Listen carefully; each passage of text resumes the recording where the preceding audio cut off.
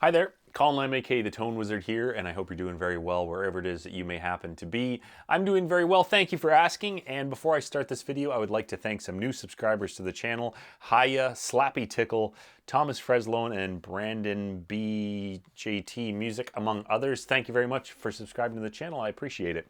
I would also like to say that the latest video I did on the channel about the Allman Brothers and their brief foray into the realm of keytar music and the awful results that brought is doing quite well on the channel and generated a lot of interesting conversation. So go check that video out if you'd like. And if you already have and you got involved there, thank you very much for your input. I enjoyed reading most of those comments.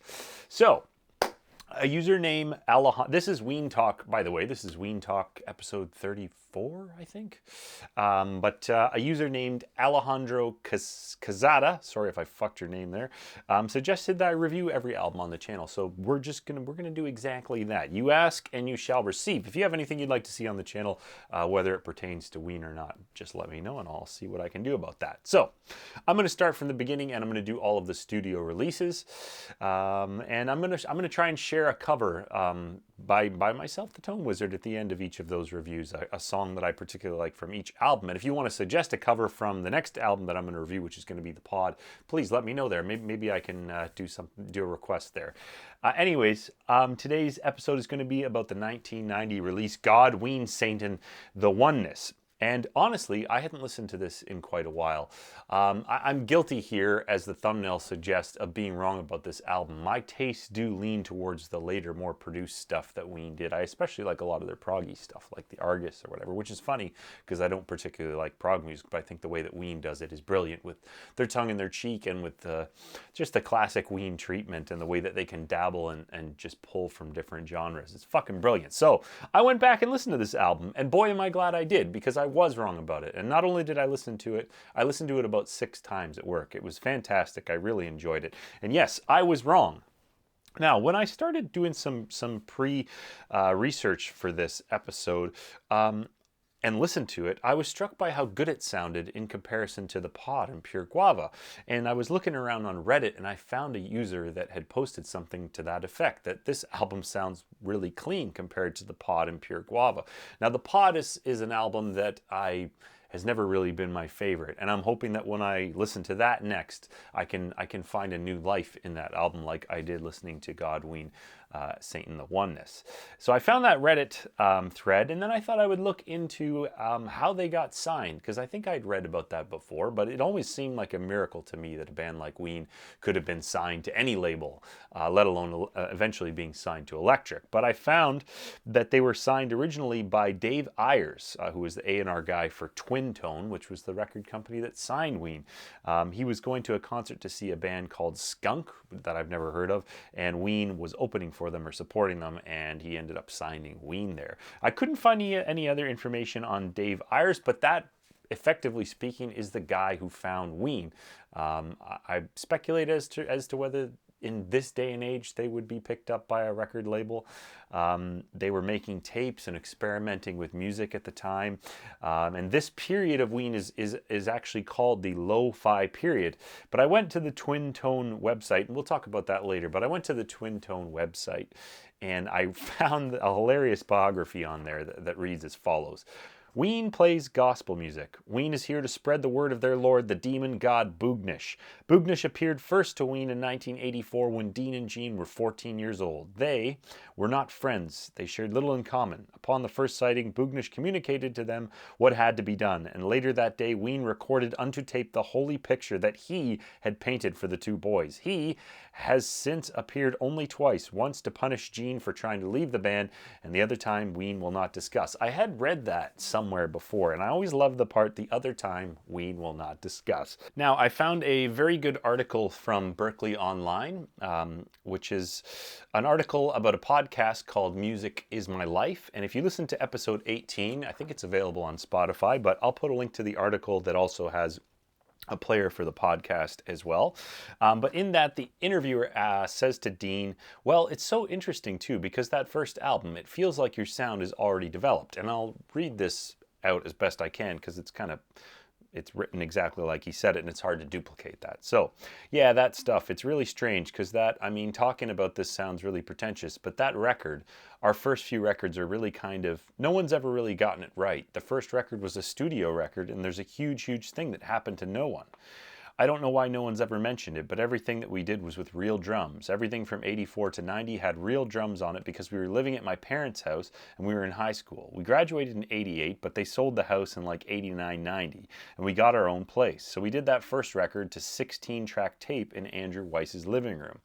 Andrew Weiss is the Ween producer, frequent collaborator, and I think he also played some live shows with them. Anyways, and we got to redo like all of it. Our first record was kind of like the greatest hits from the first 6 years of Ween, and it's a rock and roll record. It sounds like a band, it's really distorted, and it's a full-on drum kit on almost every single song. And then we moved on, and the next two records is when we got back to 4-track. And we were living in this tiny apartment, and we had to get a drum machine because we couldn't even fit a real kit in there, and the neighbors would have gone insane. So our sound was just completely changed from the second and third record. We went from being a 4-track, people started calling us Lofi and experimental and all that, but it was just out of necessity, and it never comes up. People think, I don't know if they've ever heard the first record, but they should just think it was, but they just think it was done on a 4-track. And also, I believe it was Dean Ween playing drums there. So basically, Dean is saying that the lo-fi period doesn't really exist in his mind, because the first record was done with a drum kit on a 16-track, in a 16-track recording studio, and the next one was done on a tape machine just because that's what they had to work with at the time. Now, I've also found a nice little excerpt from there about his early guitar playing, because I think that the guitar playing on this album is fucking fantastic. And although his guitar playing got better, his technique got better, a lot more tasteful, a lot more selective with what he played, the guitar playing on this is fantastic. So on his guitar playing, he said, well, yeah, I hear some of that stuff. I really go back, and I'm not very reflective. I still want to make new music, but I go back and listen to some of the stuff that we did. Like, it's like a live thing from 89, 88, 87, 90, you know, and it's really fucking rad. The guitar playing is really rad. It's almost like I have to dumb my thing down now to get back to that spot. And I can relate to that as a guitar player. When I first started playing, I would just try anything. I would go for everything, and I believe that most of what I was doing was great. And I've listened back to some of the stuff that I did. Some of it was shit, and some of it was fucking awesome, and I couldn't do it again now if I tried to save my life. But anyways, I thought that was interesting to mention, and you should go back and you should have a listen to that yourself. So, highlights from this record for me. You Fucked Up, opening track. Absolutely heavy, fucking amazing. Old Queen Cole is a song that I'd completely forgotten about, and Ween, I think they have over 250 songs, so there's always going to be a time where you may forget about a song that you've never really given a lot of time to, and this one snuck up on me. I love the rhythm of the vocals. It's a fantastic song, and the guitar playing, the solo is fucking spectacular, and it's one of those solos, I believe, on that one that I think if he tried to replicate again, I mean, he could do something in a similar vein, but it was a lightning in the bottle kind of thing.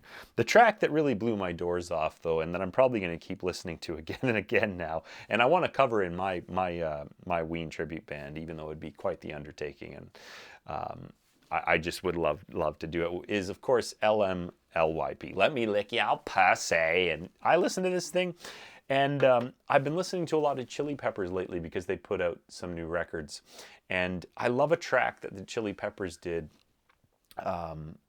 called Super Sexy Psycho or something, Sex Psycho. I can't remember what it is, but it's a long track. Sir Psycho Sexy, that's what it is. And Let Me Lick Your Pussy reminded me of that quite a bit. I can't exactly say why, but the layers of guitars and the many different guitar parts on there, fantastic. And I pretty much keeled over laughing when I heard the passage from the song that was, I give you a massage like 13 kings. Hey, what's that got to do with the massage, baby? Hey, what's that down between your legs? That's your pussy! That just cracked me up. And I like the song, and it's definitely a homage to Prince, but it's fantastic. Birthday Boy is a song that I will forever associate with, sadly, with the Vancouver Meltdown show that I was at, my first Ween show. But I love that song. I think I'm going to learn how to play that song. It's beautiful. The chorus is fantastic. It's Ween gives you these little glimmers of genius, and they're all throughout this record, but that song is brilliant, and I want to record a nice version of that. But it's a kind of something where I don't know if a nicer version of that with a prettier guitar would sound better than this crashed out version, because it really is a sad picture of a moment in time, captured perfectly by Jeaner. Anyways, fantastic song. Birthday Boy, didn't know I love it, but now I do. By far my favorite track on the record is Squelch the Weasel. Just an acoustic and a soaring guitar solo with some mystical lyrics. And it's always been a favorite of mine, and it always kind of gave me vibes of Pink Floyd Animals. Let me know what you think, but I'm gonna quit talking about this album. I'm gonna play a cover off of it. It's my favorite song on the album. And it is Squelch the Weasel. If you like this video, stick around for the cover. Please like this video and subscribe to my channel. Take very good care of yourself, and check out this shit. 1, 2.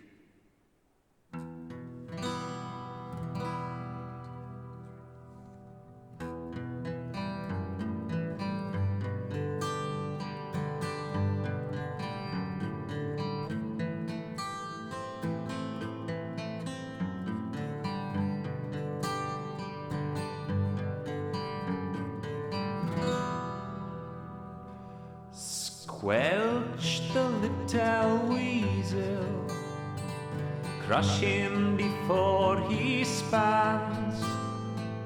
Break it to me gently, but with merriment and song. Squelch the little weasel, juice him as he pleads. Feed him to the many, for thous the souls shall weep. Sipping of the sun rays, blading in the earth, evolving was the nectar given to the weasel bird. I was just a puppet until the clouds caved in. Bless me now, you are sacred, my flesh betwixt my skin.